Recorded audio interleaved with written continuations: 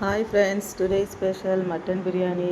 வெங்காயம் தக்காளி நல்லா போட்டு வதக்கிட்டு புதினா கொத்தமல்லி அதையும் ஆட் பண்ணிக்கிட்டு இஞ்சி பூண்டு பேஸ்ட்டு அதையும் சேர்த்து நல்லா வதக்கிக்கோங்க. நல்லா வதக்கிட்டு கூடவே 3 பச்சை மிளகா நான் ஆட் பண்ணியிருக்கேன். அது கூட தயிர் தேவையான அளவு ஆட் பண்ணிக்கிட்டு ஏற்கனவே மட்டனை நல்லா வேக வச்சுருக்கேன். அதையும் சேர்த்து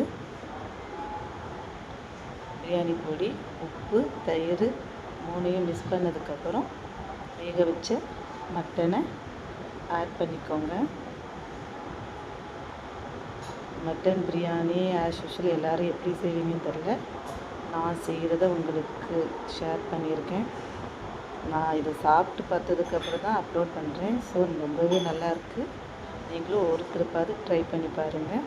இது கூடவே மட்டன் குழம்புக்கு தேவையான மல்லி, பச்சை மிளகா, காஞ்ச மிளகா, அதுக்கப்புறம் பட்டை கிராம்பு பாக்கெட்டு, ஜீரகம் எல்லாத்தையும் வறுத்து அரைச்சி வச்சுருக்கேன். அதே மாதிரி தேங்காயும் வெங்காயம் சின்ன வெங்காயத்தையும் எனக்கு குழம்புக்கு மட்டும் தேவையான அளவுக்கு லைட்டாக எண்ணெயை ஊற்றி வதக்கி அரைச்சி வச்சுருக்கேன். அதையும் இந்த 2 மட்டும் போதும் மட்டன் குழம்புக்கு.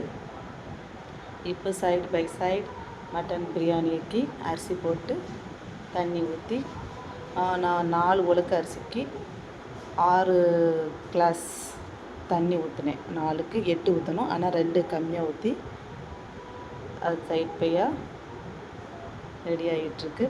அதுக்கப்புறம் குழம்புக்கு தேவையான சின்ன வெங்காயம், கருவேப்பிலை சேர்த்துக்கோங்க. அதை கொஞ்சம் நல்லா பொன்னிறமாக வந்ததுக்கப்புறம் மட்டனுக்கு 1 தக்காளி ஆட் பண்ணால் போதும். புளிப்பு இருக்கக்கூடாது, அதனால் 1 தக்காளி பழம் போதும். என்னுடைய அளவுக்கு நான் சொல்கிறேன். நீங்கள் அதிகமாக இருந்துச்சுன்னா அதுக்கேற்ற மாதிரி சேர்த்துக்கோங்க. தக்காளி கொஞ்சம் கம்மியாகவே சேர்த்துக்கோங்க.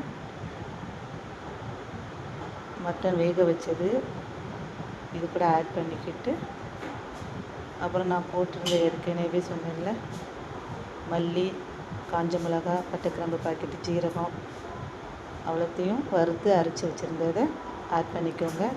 நான் கொஞ்சம் தனியாக வச்சுருக்கேன் ஈரலுக்காக. இது கூட நான் அரைச்சி வச்சுருந்த தேங்காய் வெங்காயத்தையும் ஆட் பண்ணிக்கிட்டுருக்கேன். உப்பு ஆட் பண்ணிக்கோங்க. அதுக்கப்புறம் குழம்பு மிளகாத்தூள் கொஞ்சம் காரத்துக்காக, எனக்கு அது காரம் பத்தாது, அதனால் ஆட் பண்ணியிருக்கேன். இதை நல்லா மிக்ஸ் பண்ணிவிட்டு கொஞ்சம் தண்ணி ஆட் பண்ணிக்கணும்.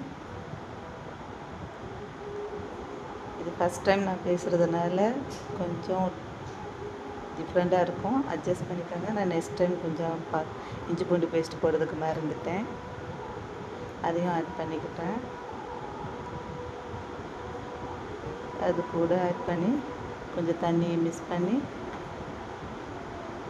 கொதிக்க விட்டாச்சு.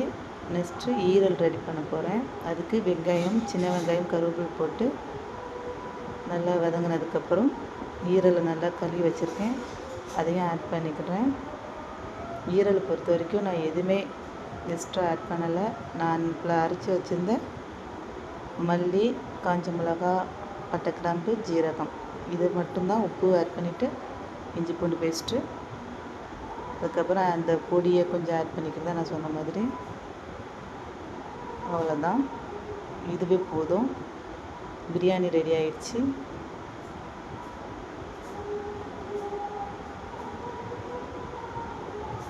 மட்டன் குழம்பும் ரெடி ஆயிடுச்சு.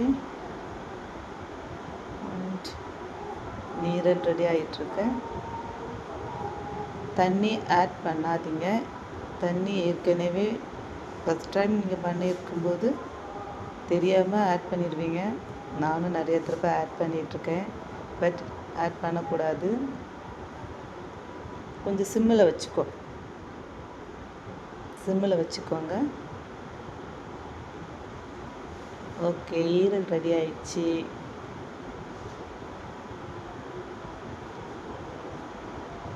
ஓகே, மட்டன் குழம்பும் ரெடி ஆயிடுச்சு. நீட்டை அப்படியே சைட் பை சைட் க்ளீன் பண்ணிக்கிறேன். அப்புறம் ஆனியன் பச்சடி வெட்டியாச்சு. எல்லாம் ரெடி ஆகிட்டு இந்த வீடியோ நான் அப்லோட் பண்ணுறதுக்கு முக்கியமான காரணம், நான் சாப்பிட்டதுக்கப்புறம் தான் அப்லோட் பண்ணுறேன்.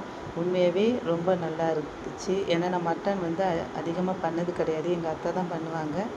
இதை நான் ஒரு 2-3 டைம்ஸ் பண்ணுறேன். எனக்கு இன்றைக்கி நல்லா வந்துருந்துச்சு. அதனால் சாப்பிட்டதுக்கப்புறம் அப்லோட் பண்ணுறேன், இல்லாட்டா அப்லோட் பண்ணியிருக்க மாட்டேன். சீரியஸாகவே ரொம்ப நல்லா இருந்துச்சு. ஃபஸ்ட்டு உங்களுக்கு சரியாக வரலனாலும் முயற்சி பண்ணிக்கிட்டே இருங்க. ஏன்னா எதுவாக இருந்தாலும் கற்றுக்கிட்டே இருக்கணும். செய்யாமல் தெரியாதுங்கிறத விட கற்றுக்கிட்டே ஒரு